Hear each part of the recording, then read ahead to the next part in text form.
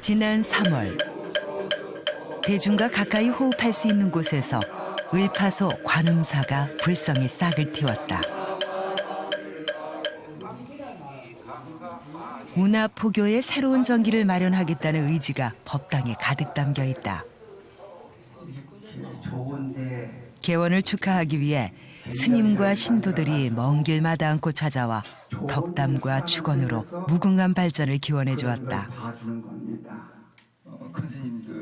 기존 법당에서 벗어나 독특한 형태의 갤러리 법당을 개원한 것은 새로운 문화포교를 펼치기 위한 운곡 스님의 오랜 바람이었다. 부처님께 다가가는 요즘에 어떤 불교 교리하시는 분들, 신행하시는 분들의 어떤 그런 동적인 것보다는 정적인 개념의 어떤 기도를 많이 하셨습니다. 그래서 좀 더 진취적이고, 뭔가를 눈으로 보고 깨우칠 수 있고 행할 수 있음으로 해갖고 부처님에 대한 어떤 교리의 가르침을 조금 더 긍정적이고 좀 활동적이고 어떤 그런 취향에서 좀 쉽게 다가갈 수 있는 어떤 그런 목적에서 제가 갤러리라는 말을 붙여서 갤러리 법당으로 열게 됐습니다.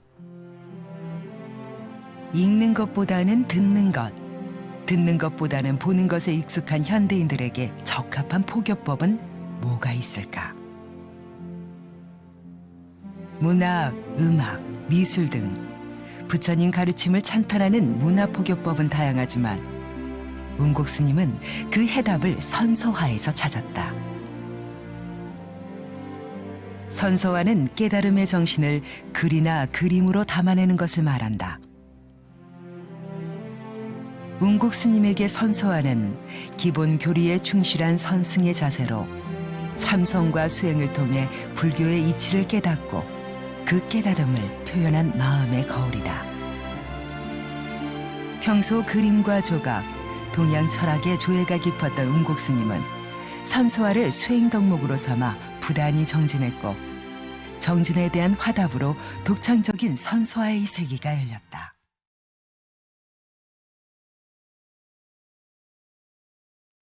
운곡 스님은 유년기에 서예를 배우며 잡았던 붓을 지금껏 놓지 않고 있다. 하얀 종이와 먹, 붓으로 펼쳐지는 세상은 매일이 새롭고 그릴 때마다 신명난다. 일반적으로 선서화는 순간 떠오르는 생각을 먹의 농담을 조절해 은유적으로 표현하는데 그 속에 선의 정신이 살아있다. 세 마리 물고기가 한 곳으로 모이는 듯한 이 선서화에는 어떤 의미가 담겨 있을까? 사람 눈 같고 하나는 시험 같기도 하고 그런데 이거는 전반적으로 여기 옆에 적은 게 이제 지인용 삼자 천하지달 덕녀라 되어 있습니다. 그래서 하늘과 땅과 사람을 뜻합니다. 그래서 요즘 기운적으로 어떻게 모든 기운이 합해서 하나의 어떤 좋은 융화를 통한 어떤 그런 지혜를 갖자는 의미에서 이걸 제가 그리게 됐습니다. 네. 자연의 모습을 본떠 만든 갑골문자의 형태로 표현한 선서화 속 글자들은 저마다의 선의 깊이를 간직한 채 화폭의 바다에서 자유롭게 유영하고 있다.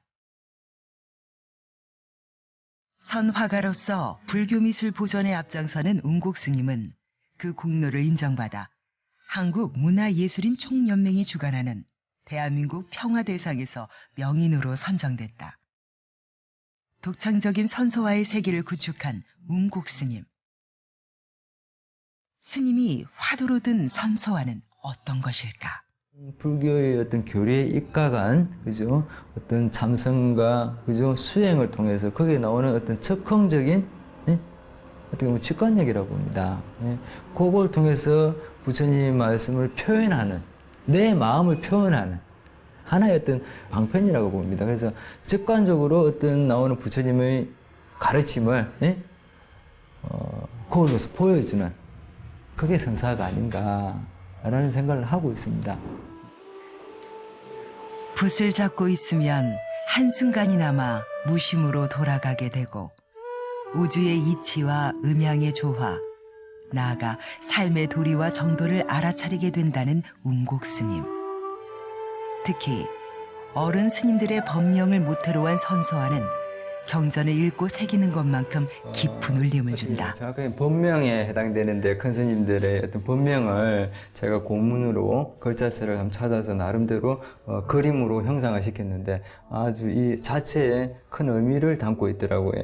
어떤 칼자루 같기도 하고 도끼자루 같기도 한데 애 밑에는 마음 심자가 들어있더라고요. 마음 심자 위에 어떤 큰 두꺼운 돌을 깔고 그 위에 아주 날카로운 표창 같기도 하고 날카로운 칼을 꽂아두면서도 거기에서 견뎌내는 마음이 어떤 지혜가 나오는 지혜 해자라는 표현을 했고 조금 더 수행하시는 큰 스님들이란 존경한 마음도 베풀 수가 있고 또 그걸 지켜보는 불자님들도 이걸 통해서 해석을 저런 마음씨를 가지고 저런 걸 가지고 이렇게 행하시는구나 하고 좀 간접적이지만은 좀 억지서리 같기도 하지만은 그분에 대해서 알려고 들고 또 존경도 생기고 그걸 통해서 또 자기도 그래 가야 되겠다 하는 어떤 제 개인적으로는 이 법명이기 이전에 한 분 한 분의 부처님의 어떤 그 얼굴을 제 짧은 마음이지만은 그려봤습니다.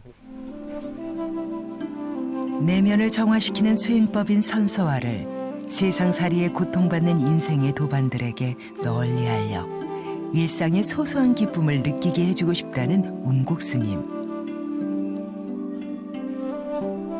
내 자신이 무아의 세계로 빠질 수 있고 한 곳에 몰입할 수 있는 어떤 그걸 통해서 환희심을 느낄 수 있는 어떤 무상의 세계라고 보는데 저 같은 경우에는 어떤 정적인 것보다는 움직이면서 어떤 그런 마음의 평안을 얻는 하나의 수단으로 쓰고 있습니다. 어떻게 보면 마음의 치료법이 일종이라고 보시면 될 것 같습니다. 그거는. 예. 새내기 법당이라 아직 찾는 이가 많지 않지만 소수정의 신도들이 채우는 수행의 열기는 여느 대법당 못지않다. 관음제일에 울리는 기도소리가 법당을 가득 채우고 도심으로 퍼져나갔다. 불교에서의 제일은 부정을 멀리하여 몸과 마음을 경건히 하고 여러 불보살님께 공양을 올리며 자신을 바로 세우는 날이라 할 수 있다. 가정의 평안에 깃들기를. 중요한 거는 부처님의 참 나는 자신을 직관적으로 볼 수 있는 마음이 참 나인 것. 관세음보살의 관 역시 남을 보는 눈이 아니라 내 자신을 보는 바른 눈으로 참다운 멋을 찾는 것이다. 갤러리 법당, 을파서 관음사는 현실 수행으로 몸소 깨치는 자리다. 운곡 스님은 자아성찰을 하고 싶어도 방법을 모르는 불자들을 위해 점찰법회를 연다.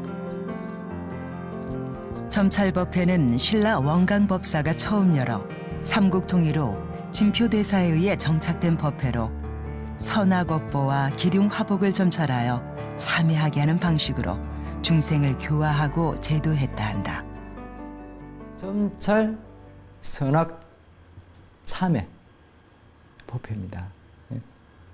절에서 우리가 어떤 가지고 있는 윤회사상에 입각해서 그죠 가지고 온 업보가 뭐냐 그걸 참회하는 어떤 그런 자리를 만들어서 어떻게 나아갈 것이고 현실에서 어떻게 이걸 지혜롭게 받아들일 것이고 내가 가져온 게 뭐며 이걸 어떻게 풀어가야 될 것이라는 어떤 원초적인 논리에서 마음을 다스리고 이제 육하원칙에 따라서 어떻게 내가 무턱대어 놓고 기도하는 것이 아니라 내가 내 자신을 알아가면서 기도를 하고 참여를 하고 앞을 위해서 전진하는 어떤 큰 방편으로서 사용했다라고 봅니다.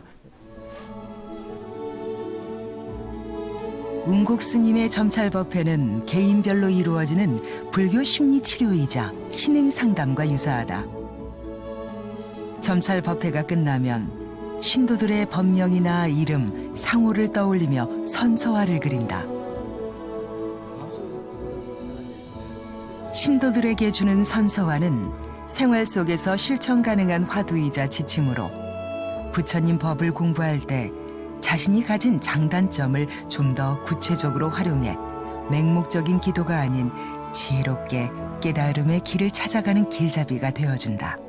항상 보면은 뭐 나를 찾고 누구를 찾고 마음을 찾고 항상 그렇게 이야기를 하는데 사실 그게 어렵거든요. 갖고 공부하는 자체가. 근데 또 이렇게 하나 생각할 수 있는 부분을 주면은 이거를 쳐다보면서 또 내 성향이 좀 어떻구나 이러다 보면 또 내를 관찰할 수 있는 그런 부분도 생기고 해서 상당히 좋습니다. 아주 좋은 큰 공부거리가 될 것 같습니다.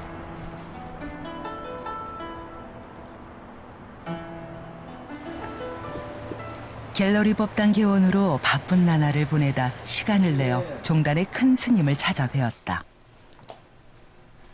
은사인 해지 스님은 도심에서 문화포교를 펼쳐보겠다는 원력을 실천하기 위해 개원한 을파소 관음사에 성원과 지지를 아끼지 않았다. 도심 법당이 자리 잡기까지 얼마나 고생스럽겠는가.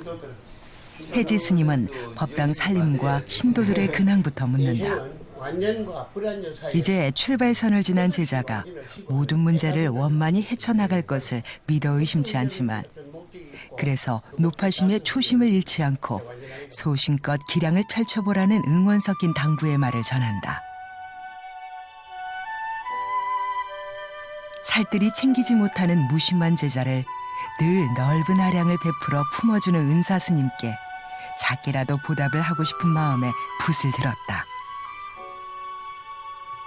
흔히 사제간을 두고 가르치지 못할 사람도 없고 배우지 못할 사람도 없다는 말을 한다. 운곡 스님에게 해지 스님은 지식을 주는 선생이 아닌 지혜를 주는 참 스승이다. 인생에서 평생 잊지 못할 스승을 만나는 것이 진정한 행복이라는데 그런 면에서 운곡 스님은 행복한 수행자다. 선서화로 표현된 해지 스님은 마음 위에 돌을 얹어 수십 년 동안 다스려 태양처럼 밝은 지혜를 얻고 부처님 법을 전하는 스승이었다. 태양처럼 빛나는 스승에게 운곡 스님은 어떤 제자일까? 우리 종단을 떠나가지고 우리 불교를 떠나가지고 포교를 떠나가지고 하는 예술로서의 가장 그 가비는 이런 활동을 하는 데서 참 나로서는 내 제자 중에 이런 천재가 있구나. 야, 너무 한이심이 놀랐죠. 운곡 스님의 첫 포교당은 허름한 가정집에 법당을 조성한 평주함이었다. 15년을 이곳에 머물며 기도하고 선수화를 그리면서 마음 공부를 했다. 부처님 공부하는 저한테는 어떻게 보면은 저희 보금자리였고 또 저를 지켜주는 바람도 막아주고 비도 막아주고 또 저희 마음까지도 막아주는 어떤 그런 저한테는 아주 세상에도 없는 명약과도 똑같은 그런 장소입니다. 시절 인연이 다해 평주함을 떠나긴 했지만 여전히 애착이 가는 곳이다. 인적이 끊겨 어두운 곳에 모셔진 불보살상을 뵈니 죄스런 마음에 참의 기도라도 올리고 싶은 심정이다.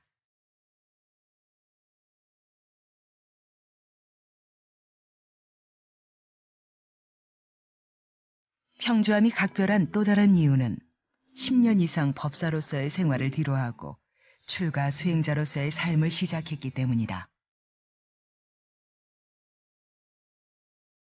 운곡 스님은 해인종 종정 해지 스님으로부터 계를 받고 출가를 했다. 늦깎이 출가를 결심한 데는 나름의 이유가 있었다. 처음에는 출가할 생각이 없었습니다. 왜냐니까 그냥 법사로서 많은 분들한테 좀 친근감 있게 이렇게 교화도 하고 제가 많이 부족했기 때문에 그래 했었는데 시간이 지남으로써 어떤 계기점이 오니까 좀 더 넓게 조금 더 체계적이고 불교의 어떤 그런 공부를 하신 수행자분들에게 도움이 될 수 있는 길은 조금 더 포괄적이고 조금 더 구체적인 어떤 포교 행위를 해보고 싶어서 출가를 하게 됐습니다. 시간이 돼서. 평주함에 모셔진 불보살상은 저마다 상처가 나 있다. 운곡 스님이 길가에 버려진 팝을 30여 점을 법당에 봉안했기 때문이다. 홀로 계시는 부처님들을 그냥 보고 줄 수는 없더라고요. 그래서 여기 계시고 저기 계신 분들, 예? 어떻게 절도 받지 못하고, 예? 그죠? 소리도 못 듣고 이렇게 계신 분들을 제가 모셔와서, 예? 제가 이렇게 나름대로 정성을 들이고 또 제 마음 공부도 같이 하고 그렇게 하면서 세월을 보냈습니다. 오랜 세월 함께한 청동 아미타불로부터 마음의 안정과 지혜를 얻었음에도 변변한 불사 한 번 해드리지 못한 것이 못내 아쉽기만 하다. 열악한 환경에서 쾌적한 환경으로 파부를 옮기는 것도 운곡 스님이 시급히 해결해야 할 일이다. 어떻게 해양할 수 있는 부분은 빨리 해양을 하고 또 주위에 또 부처님이 필요한 어떤 부처님 제자들이 계신다라면은 제가 그쪽에도 다 이렇게 연결을 해서 정리하고 다스리고 빠른 시간 내에 그걸 해야 될 것 같아요. 근데 사실 시간의 문제인데 아직 제가 제대로 못 하고 있습니다. 예. 근데 뭐 여기 아마 조만간에는 되지 않을까라는 그런 계획을 마음으로는 가지고 있습니다. 예.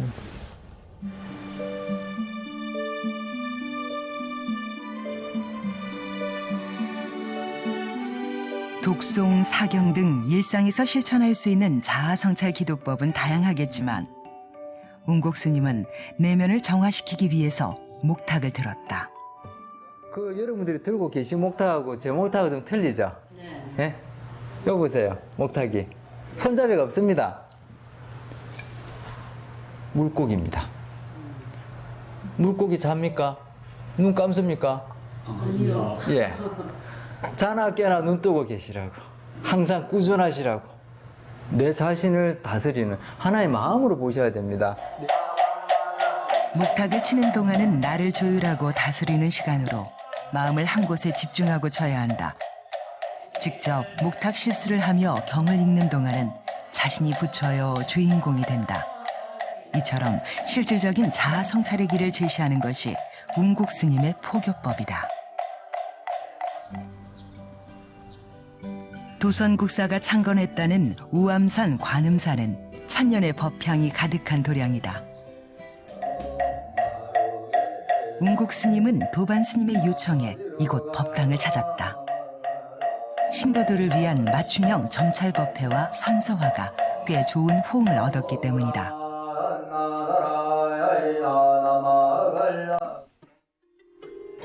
인생을 살아가다 보면 때때로 감당하기 어려운 일을 겪으며 마음에 깊은 상처를 입게 된다.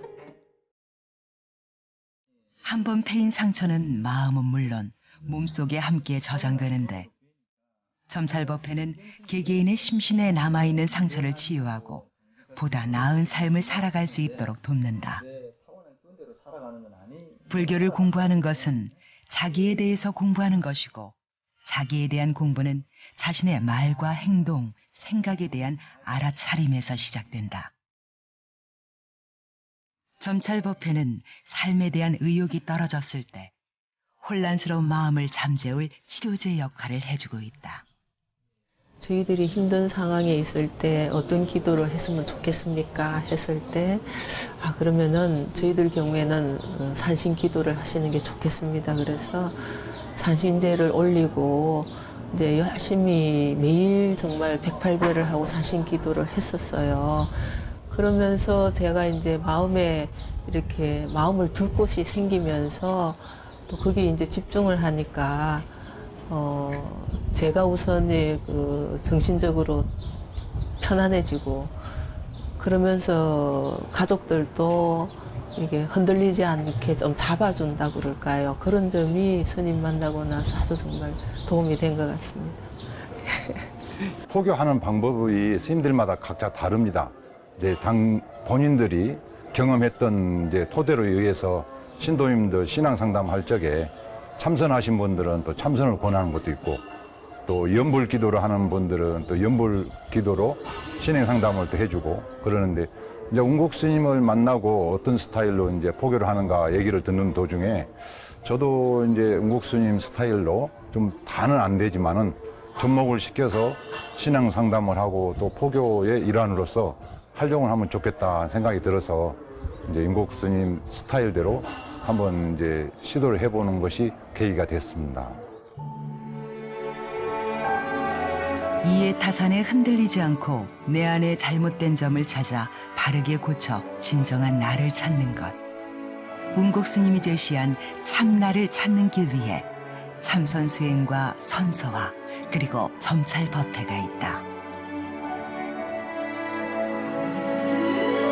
신도 개개인에 맞는 수행법을 찾아 자기 수행과 성찰을 할 수 있도록 돕기 위해서 항상 준비하고 공부하는 자세로 임할 것이다. 선서도 마찬가지고 점찰법회도 마찬가지고 하나의 어떤 나 자신을 찾아가는 수행법의 일종입니다. 이 두 가지 방법 모두가 쉽게 얘기를 한다면은 나 자신을 쉬 찾아가고 나 자신을 돌아보는 시간을 가짐으로 해서 어떤 부처님 가르침 속에 나의 마음을 표현할 수 있는 그런 역할로서 쉽게 정의 쉽게 정의 내리고 그쪽에서 맞게끔 행할 수 있는 어떤 그런 자리라는 거, 어떤 어느 한쪽에 주치지 않고 내를 참나를 찾는 하나의 방편이라고 말씀드리고 싶어요. 예. 부처님의 경전과 교리를 바탕으로 계율을 지키며 살아가는 수행자의 삶에 불교 미술을 연구하고 보존하는 예술가로서의 삶이 더해진 덕분일까. 운곡 스님의 포교는 지금까지 봐왔던 문화 포교와는 달리 차별화된 독특함이 있다. 점찰법을 활용한 상담으로 보다 쉽게 자아 성찰을 할 수 있게 조력하고 독특한 선서화로 불자들의 생활 속에 실천 화두를 제시했다. 선서화와 점찰법회. 운곡 스님의 원력과 확고한 실천 의지가 담긴 문화포교법은 혼탁한 세상을 살아가는 현대인들에게 꺼지지 않는 빛이 될 것이다.